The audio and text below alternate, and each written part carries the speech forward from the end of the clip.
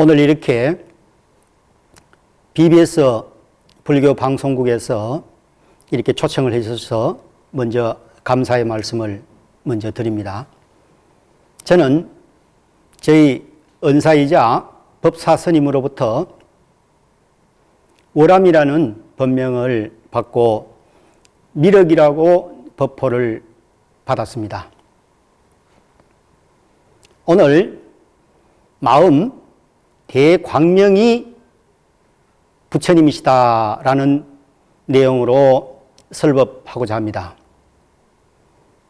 모든 사람들이 마음이 곧 부처이다, 심적 시불이라고 이야기를 합니다. 모든 사람들인데 도대체 그 마음이 무엇이냐고 물어보면은 제각각 대답을 하거나 아니면은 명확하게 대답을 못합니다. 부처님께서 수많은 인행을 하시고 난 뒤에 도솔천 내원궁에 일생보처 호명보살로 계시다가 이 사바세계에 강림하셔서 실제로 우리 인간들인데 성불하신 모습을 시연해 보이셨습니다.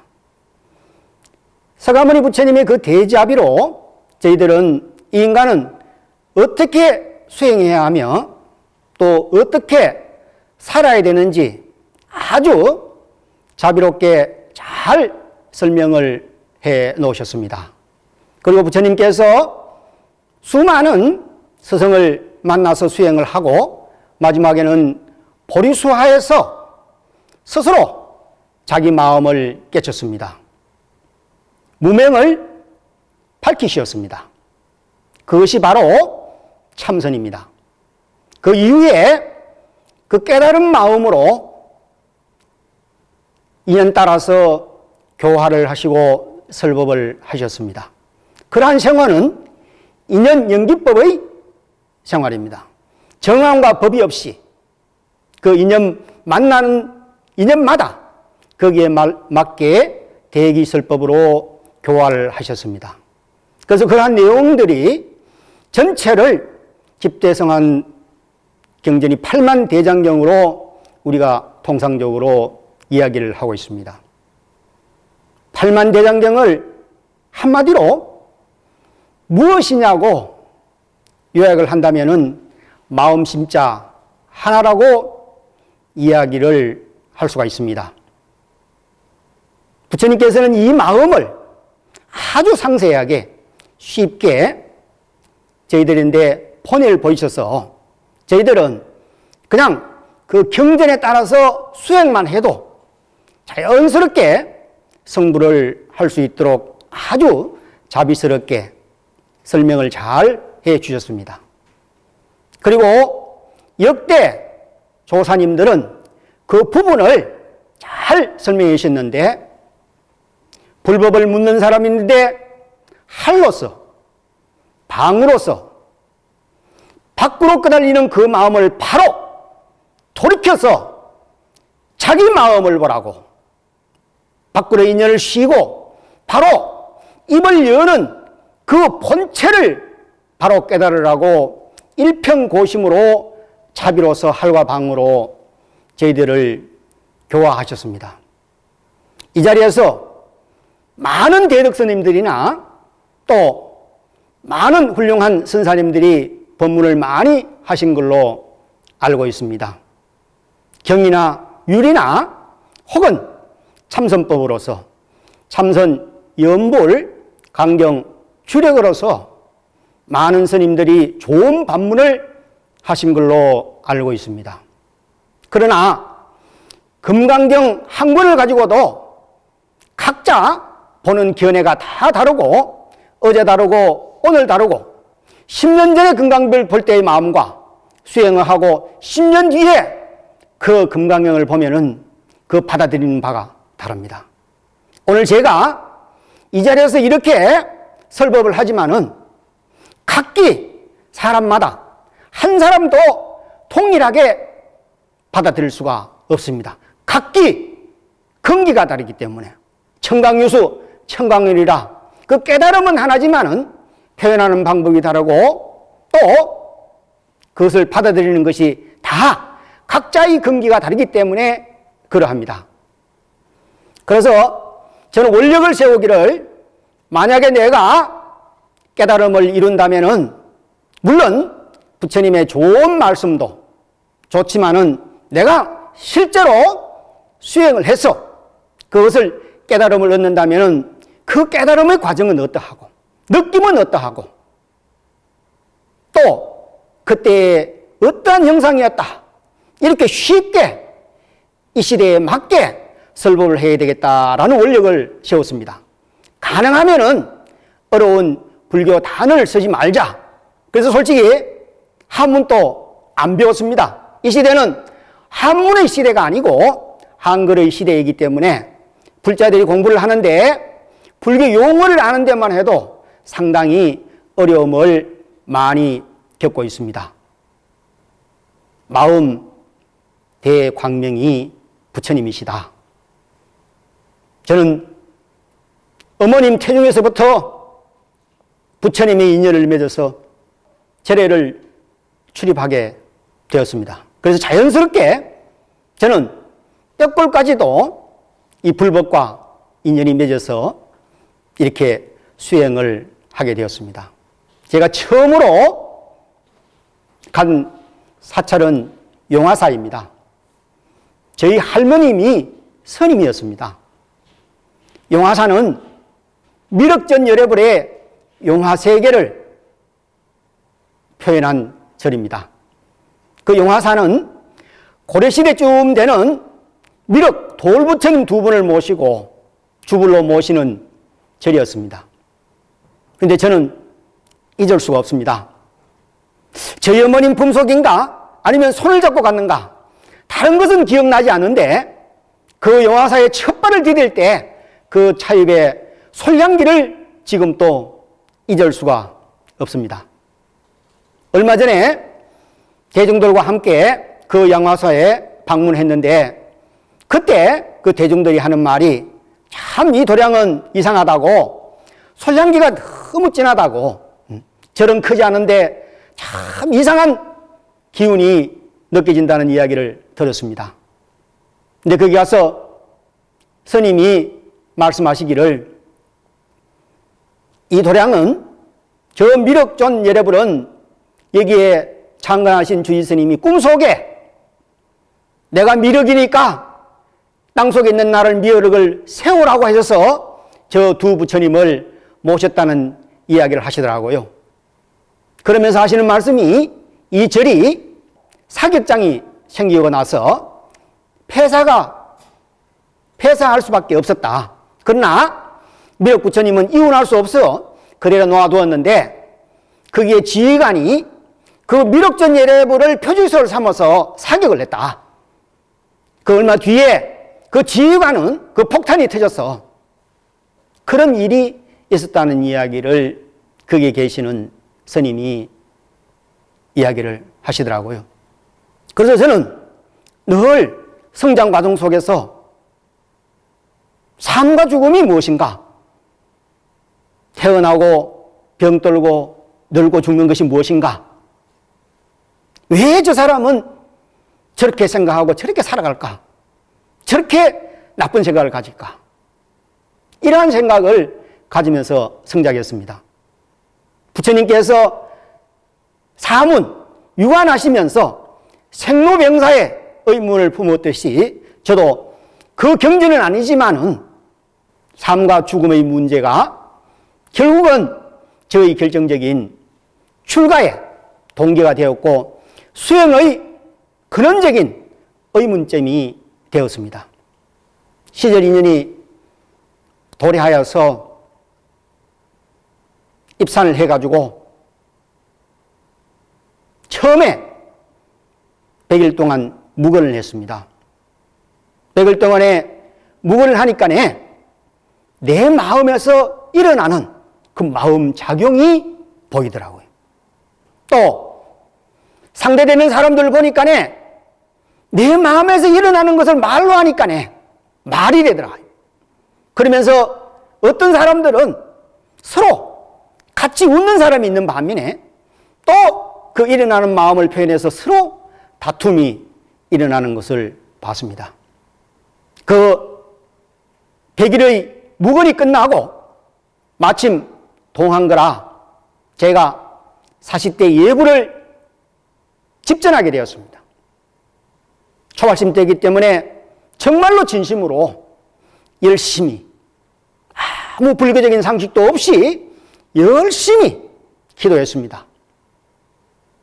눈이 오나 비가 오나 제가 할 수 있는 정성을 다해서, 모르기 때문에 정성을 다해서 부처님께 예경을 했습니다. 어느 날 법당에 들어서 닭인물을 올리고 촛불을 켰는데 문득 의문이 들었습니다. 이 세상에 모든 것은 다 변하는구나. 내가 지금 예경하고 있는 위대한 저 부처님도, 돌로 된 부처님도 변하고 나무로 된 부처님도 변하는구나. 닭이 그릇도 변하고 촛대도 변하고 삼라만상 모든 것이 변하지 않는 것이 없구나. 도대체 변하지 않는 그것은 무엇인가라는 자문자답을 스스로 하게 되었습니다. 그러면서 저도 모르게 부처님 앞에 꿇어 엎드려 삼매로 들어가게 되었습니다. 저도 모르게 이 몸 받아서 내가 지었던 큰 마음에 빛이 있고 죄가 있었습니다. 참회했습니다. 눈물이 났습니다. 주체할 수 없는 눈물이 났습니다. 그것이 지금 돌이켜 생각해 보니까 진참회더라고요. 그 눈물을 흘리니까 아주 속이 천근만근이나 내려놓는 것처럼 마음이 시원하고 마음에 부담이 덜어지더라고요. 또다시 삼매가 연속되면서 형용할 수 없는 아름다운 세계로 들어갔습니다. 지금 생각해 보니까 도솔천의 세계인 것 같습니다. 형용할 수 없는 아름다운 소나무와 봉황인 듯 학인 듯 말로 표현할 수 없는 세계로 들어가게 되었습니다. 그러다가 마지막에는 위 없이 청정한 정묵, 고요한 위 없이 청정한 세계로 들어가게 되었습니다. 그 삼매가 끝나자마자 저는 너무 화인 높고 너무 좋았어. 덩실덩실 그 법당에서 춤을 추었습니다. 주체할 수 없는 환희심을 느껴서 저도 모르게 무의 춤을 추게 되었습니다. 지금 돌이켜 생각해 보니까 옛날 고인 중에서 진표율사가 제일 먼저 망신참회 수행하는데 먼저 참회를 하고 수행하였다는 이야기를 들었습니다.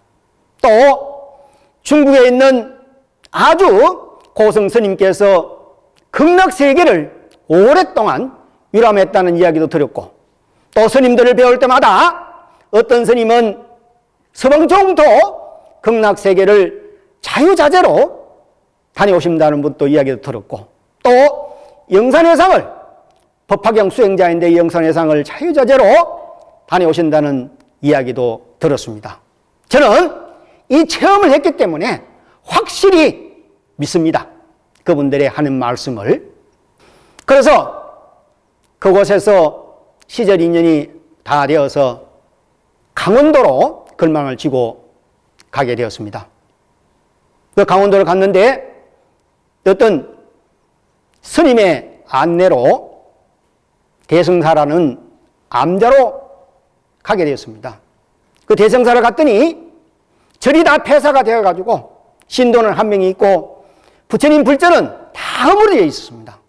너무 마음이 아팠습니다.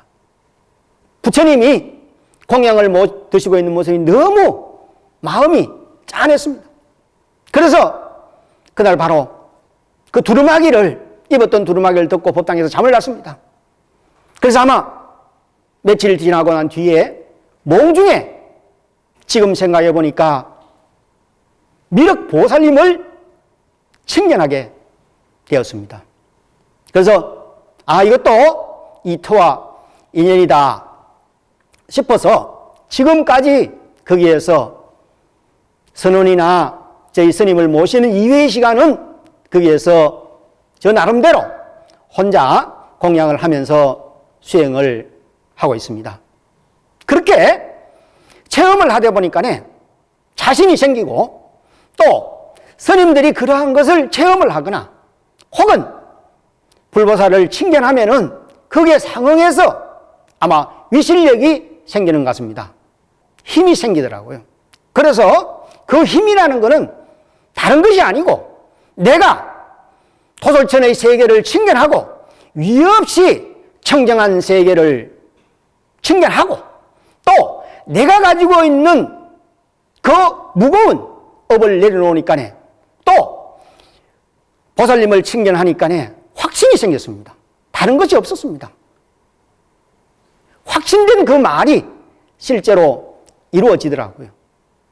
원하는 사람마다 각자 각인 각자마다 원하는 것이 이루어졌습니다. 그러나 그 원하는 것들은 각자 개인적인 욕망일 뿐 깨달음이 아니었습니다. 그러나 지금 생각해 보니까 그 깨달음이 그 원하는 것과 둘이 아니더라.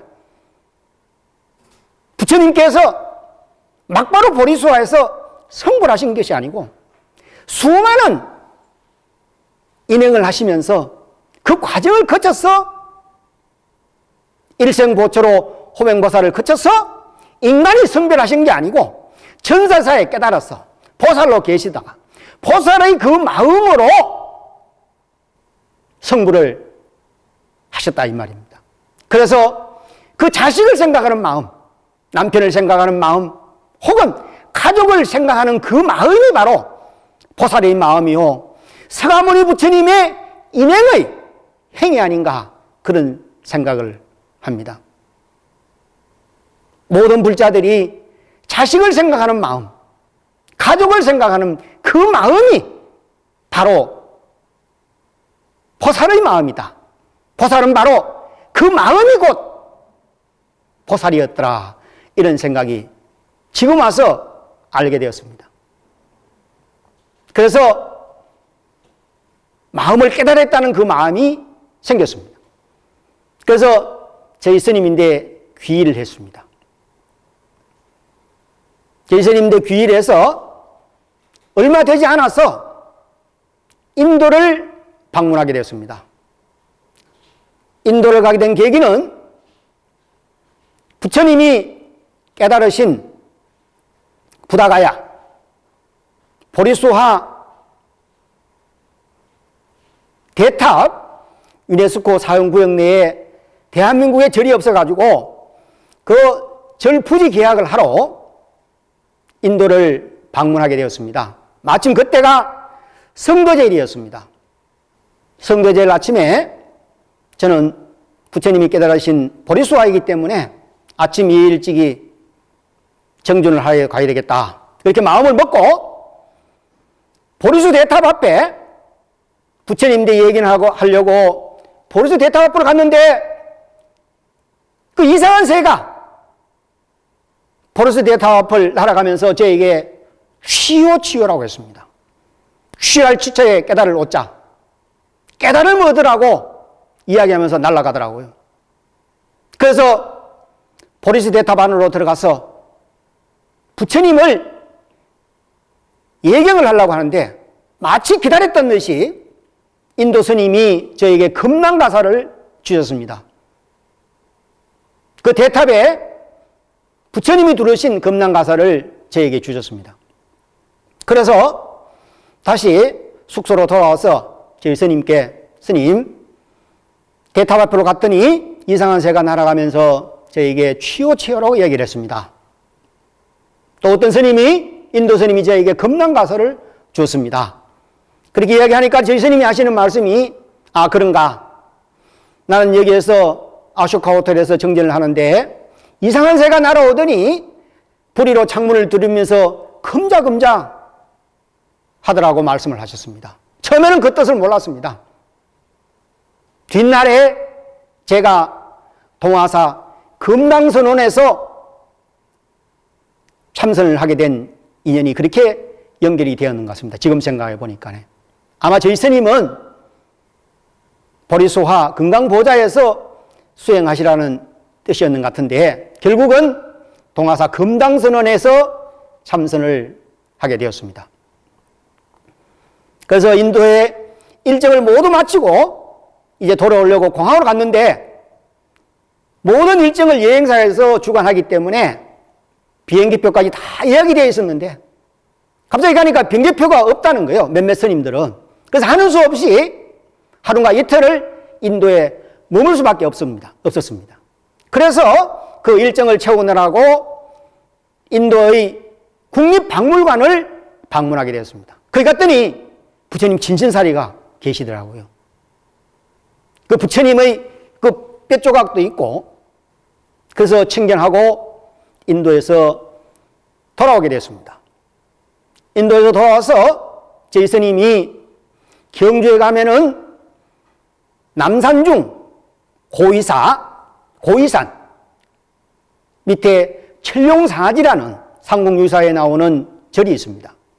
우람 스님이 철룡사를 좀 오라고 말씀을 하셔서 철룡사로 올라갔습니다. 근데 그 전에 오래전에 꿈을 꾸었는데 이 아름다운 소나무가 있는 데서 수많은 스님들이 마치 병사들이 연병장에 수천 명이 토열하듯이 가차장섬을 수호하면서 법등이라고 반배 절을 하는 꿈을 꾼 적이 있습니다. 근데 처음으로 그 철룡사의 도량에 가보니까 그 꿈꾼 도량이었습니다. 저희 스님이 오늘 법회가 있으니까 오늘 월암 스님이 법문을 하세요. 그래서 제가 법문을 했습니다. 여러 가지 이야기를 한 중에 이렇게 철룡사와 같은 좋은 도량에서 이렇게 위대한 법사를 만났을 때 성불하지 않는다면 언상에 여러분들이 성불하겠습니까? 이렇게 이야기하는 순간에 울컥 눈물이 났습니다. 그 눈물이 나는 순간에 이 백호 미간에서 광명이 나갔습니다. 그 광명은 성중성 부처님 팔상록이라는 내용의 책을 읽어보니까 삼계는 윤회의 근본이라 어찌 중생이 보온에 빠져서 12가지 인연으로 무명업을 번듯 벗어던지지 못하고 생로변사를 면치 못하여 이처럼 고액을 받는고 이제 내가 세상으로 나아갈 때가 되었음을 윤회를 벗어나지 못하고 있는 중생들을 구제하리라. 내가 얻은 정각으로 마땅히 중생을 교화하지 못한다면 이 정각마저도 무슨 소용이 될 수 있단 말인가. 세존은 즉시 미간 백호 상광을 놓으시고 대천세계를 비치우셨다라는 성중성 부처님 팔상록의 내용을 책을 읽는 순간에 아 그때 백호 미간에서 광명이 나간 이런 뜻이 있구나라는 것을 뒤 훗날에 알게 되었습니다. 시제린이 도래해서 선원으로 가게 됐습니다. 전 첫 차를 서울에 있는 도봉산 마월사 천중선원에서 첫 차를 보내게 되었습니다. 저는 성장 과정 속에서 그 삶과 죽음의 의문, 생로병사의 의문이 의단이 의심의 덩어리가 형성되었기 때문에 참선이 아주 수월했습니다. 그 의문점이 있었기 때문에. 또 그 의문점은 그 화두 중에 부모 미생전 본래 면목, 부모인데 태어나기 전에 본래 나는 무엇인고, 부모인데 태어나면은 생로병사하는 존재인데 그 생로병사의 근원이 무언가, 늙고 병들고 죽지 않는 불변의 그것은 무엇인가가 궁금했습니다. 화두를 간택받은 것이 아니고 그것이 정말로 궁금했습니다.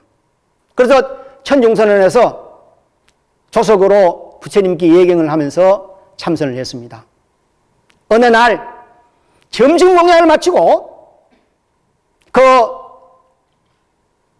망월사에는 보타낙가진이라는 법당이 있습니다. 그 앞을 지나가는데 어떤 노처사님과 보살님이 저를 부르더니 스님, 부처님이 어디 계십니까? 저는 그 낙가보전 앞에 모시고 와서 여기에 관세음보살님이 계시고 아미타 부처님 이렇게 상세하게 설명했더니 그 두 분이 비웃듯이 가시더라고요. 그 순간에 저는 부끄러운 마음이 들었습니다. 아, 내가 수자인데 참선을 하는데 심적시불이라 마음이 곧 부처님이시다라고 이야기했는데 내가 잘못 이야기했구나. 그 부끄러운 마음이 착 들더란 말이에요. 그 순간에 이 목전에 보살님이 착 나타나시더라고요. 형용할 수 없이 아름다웠습니다. 그 보관은 황금으로 되어 있고 얼굴도 황금이고 그 옷도 이 인간 세계의 옷이 아니고 형용할 수 없이 아름다운 옷을 입으신 분이 세 분이 다 순간 나타났다고 사르시더라고요. 그런데 저는 그때 잘 몰랐습니다. 오직 참선 수행자는 그 의심만을 해야 되지 어떠한 경계, 어떠한 것이 나타나더라도 오직 내가 참고하는 생로배사의 근원, 삶과 죽음의 그 근원이 궁금했기 때문에 그것이 나의 생명줄이기 때문에 이 세상을 다 준다 하더라도 이 세상의 지도자가 된다 하더라도 나는 그것보다는 과연 이 근원의 문제가 무엇인가 그것이 정말 궁금했습니다. 마치 부모가 자식을 잃어버렸다고 생각해 보십시오. 그러면은 옆에 가스불이 켜졌는지 안 켜졌는지도 모를 겁니다. 밥을 먹은지 안 먹은지 모를 겁니다. 혼이 빠져버립니다. 그래서 봉암사에서 1년 동안 산문을 나가지 않으면서 대중도학과 수행을 하고 백담사에서 수행을 하고 여러 선박을 다니다가 마침내 동화사 금당선원에서 수행을 하게 되었습니다.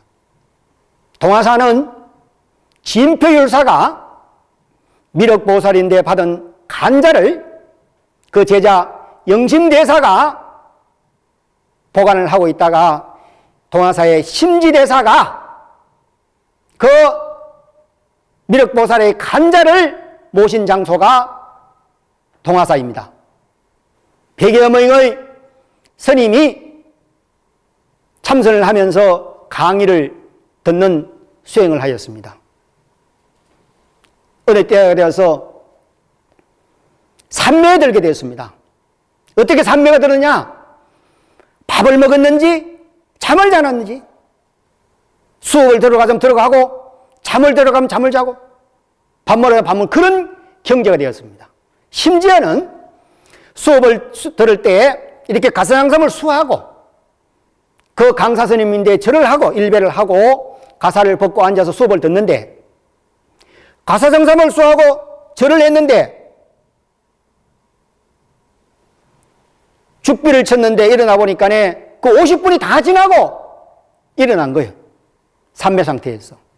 그 산매는 어떤 소리나 어떤 충격으로 그 산매를 깰 수가 없었습니다. 마치 태양과 달이 빛을 잃고 땅이 없고 아상, 인상, 중생상이 없는 세계였습니다. 그런 날이 몇 날 며칠 지속되다가 저녁에 잠자리에 누웠는데 갑자기 이 발끝부터 머리끝까지 모공모공마다 광명을 발하듯이 세포가 깨어나듯이 몇 시간이 지난지 모릅니다.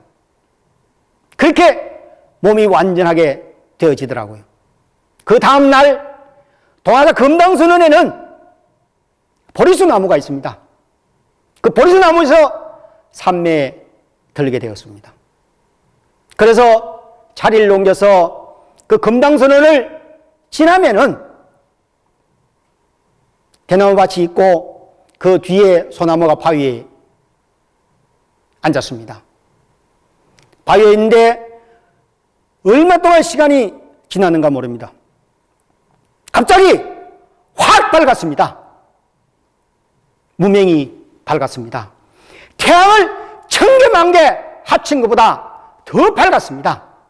모양과 형태도 없이 그 무명이 태양 속으로 들어가는 것처럼 형태가 없이 위 없이 밝아졌습니다. 아! 이것이로구나. 이것이 바로 불생불멸이요 불구부정이요 아상인상 중생상이 없는 자리고 무량수요 무량광이구나. 부처님도 보살님도 이 속에서 나왔고 팔만대장경도 이 속에서 인연의 가합상의 대기설법이구나. 1700공안이 바로 여기 이곳에서 나왔구나. 모든 종교가 바로 여기서 나왔구나. 하나는 전부를 만들어내고 전부는 곧 하나에서 시작되는구나. 시원했습니다. 몸이 가벼웠습니다. 그렇게 내려오는데 처음 만난 스님이 저를 보더니 오란 스님 얼굴이 달라졌습니다. 정말로 얼굴이 달라졌더라고요. 얼굴이 밝아졌더라고요. 마음이 밝아지니까네 몸도 밝아지더라고요. 저는 마음 대광명이 부처님이라고 여러분들에게 말씀드립니다. 부처님께서 보리수화에서 무명을 밝히시고 49년 동안 설법한 것은 불수자성 수연성이라. 그 대광명의 마음이 항상 홀로 존재하는 것이 아니고 인연 따라 작용하는 것입니다. 사람이 오면은 어서 오십시오. 사람이 가면은 안녕히 가십시오. 배고프면 밥을 먹고 잠이 오면은 잠이 자는 그 자성을 지키지 않고 인연 따라 작용하더라 이 말입니다. 모든 존재들은 절대적으로 평등합니다. 왜? 모든 분들이 나와 같은 대광명의 불성을 가지고 있기 때문에 절대적으로 평등합니다. 모든 존재들은 대광명을 가지고 있지만은 부처님께서는 스스로 하셔서 밝히셨고 밝히지 못한 그 차이일 뿐입니다. 그래서 모든 존재들은 나와 같은 불성을 가졌기 때문에 귀한 존재들입니다. 비록 현재의 모습은 이러한 모습들이지만 미래시에는 반드시 자기 소유에 있는 그 대광명을 정덕하는 성불할 뿐들이다. 상불극 보스님이 말씀하지 않았습니까? 모든 사람은 평등합니다. 존중되어야 합니다. 그러나 모든 사람들은 그 평등에 머물러 있지 않고 끊임없이 작용한다는 것입니다. 그것이 바로 인연 연기법입니다. 부처님께서 깨달음을 이루시고 자동적으로 인위적인 게 아닙니다. 자동적으로 그 근기 따라서 그 사람에 맞게 설법을 하셨습니다. 조사님은 바로 그 마음을 밖으로 끄달리는 그 마음을 돌이켜서 바로 자기 마음을 보라고 일평고심으로 말씀하셨습니다. 우리는 늘 마음을 쓰고 있습니다. 늘 마음을 쓰고 있는 그 마음 속에 부처님이 계시지 않습니까? 그 일과 상대하는 모든 사람들을 대할 때 불공하는 마음으로 대하시기를 바랍니다. 모든 존재들을 인정해야 됩니다. 어떤 사람은 물을 보는데 두려움을 가진 사람이 있는 반면에 어떤 사람은 좋아하는 마음을 가진 사람이 있는 것처럼 모든 사람이 이 설법을 듣는 데는 각기 다 다르게 받아들이는 것처럼 그 다르게 받아들이는 그 자체를 인정해야 됩니다. 그리고 그 마음을 스스로 돌이켜서 변화하고자 하지 않는 이상, 수행하지 않는 이상은 변하지 않습니다. 일상생활을 절대적인 자비생활을 해야 됩니다. 왜? 모든 사람들이 나와 같은 불성을 가졌지만은 그 불성을 모르기 때문에 그러한 행동을 합니다. 그러한 행동을 하기 때문에 그러한 과보를 받게 됩니다. 절대적으로 십선을 행해야 됩니다. 그 사람들을 미워하거나 그러한 대상이 아니고 불선한 생각을, 연민의 생각을, 지장보살의 마음처럼 저 사람은 왜 저런 마음을 쓸까? 저렇게 되면은 뒷날에는 저런 과보를 받을 때 그것이 바로 지장보살의 마음이 아니겠습니까? 오늘 이 법문은 과거가 되겠죠. 오늘 이 법문을 해가지고 이 법문을 들은 분들은 변화가 있을 것입니다. 그런데 어떤 분은 막 자랑을 한다. 또 금방지다 이러니까 너무 충격을 받았어요. 나는 정말로 30년 가까이 도를 닦아서 어떻게든지 친절하게 나와 같은 시행착오를 겪지 말고 상세하게 설명을 해주려고 그러는데 막 금방지덕하고 막 이렇게 이야기하니까 너무 충격적이었어요. 그래서 오늘 이 법문하는데도 너무 조심스러워요.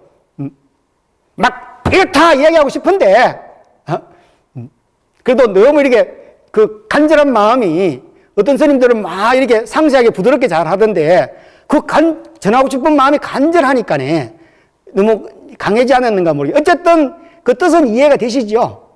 예.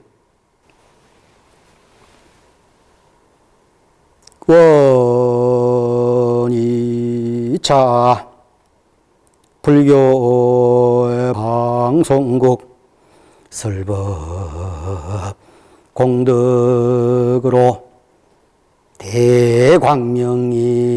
자를 발견하여 지상에 극락낙원이 건설되어지다.